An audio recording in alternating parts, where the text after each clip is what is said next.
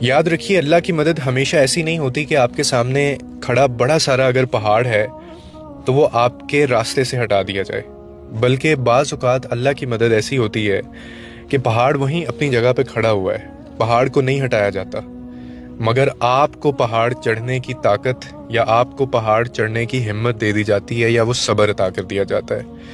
اللہ کی مدد کبھی کبھار ایسی بھی ہوتی ہے، اور اللہ کی مدد ہمیشہ ایسی نہیں ہوتی کہ آپ کی جو مشکل ہے وہ بالکل سرے سے ختم کر دی جائے، یعنی آپ کو کوئی دکھ تکلیف ہی نہیں ہے۔ ہم اکثر یہی دعائیں مانگتے ہیں، لیکن کیا آپ جانتے ہیں کہ اللہ کی مدد بعض اوقات ایسی بھی ہوتی ہے کہ مشکل بھی وہی ہے، تکلیف بھی وہی ہے، حالات بھی ویسے ہی ہیں، مگر آپ کو اتنا مضبوط کر دیتا ہے وہ، آپ کو اتنی ہمت دے دیتا ہے وہ کہ آپ پھر ٹوٹتے نہیں ہیں، آپ پھر بکھرتے نہیں ہیں، اور آپ کو صبر عطا کر دیا جاتا ہے۔ اور اگر آپ کو کبھی موقع بھی ملے نا کہ تکلیف دور کروں یا صبر عطا کروں، تو اللہ سے صبر مانگ لینا۔ اور اصل میں یہی وہ مدد ہے جسے ہم اکثر پہچان ہی نہیں پاتے زندگی میں، کیونکہ ہم اللہ کی مدد کو صرف حالات کا بدلنا سمجھتے ہیں، یا حالات کو بدلنے میں ہم ڈھونڈتے ہیں۔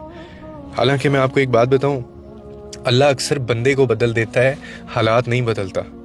ہم کیا دعا کرتے ہیں؟ ہم دعا کرتے ہیں کہ یا اللہ یہ درد ہی ختم ہو جائے، یہ تکلیف ہی ختم ہو جائے، یہ مسئلہ ہی ختم ہو جائے، اس مسئلے کو ہٹا دے، یہ آزمائش ختم ہو جائے۔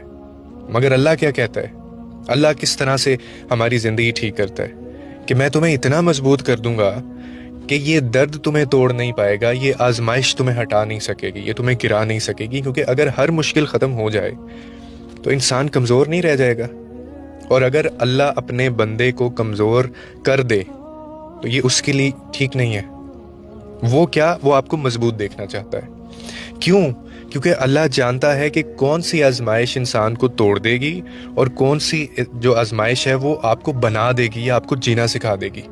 اسی لیے وہ کبھی مسئلے ہٹا دیتا ہے اور کبھی مسئلوں کے ساتھ آپ کو جینا سکھا دیتا ہے۔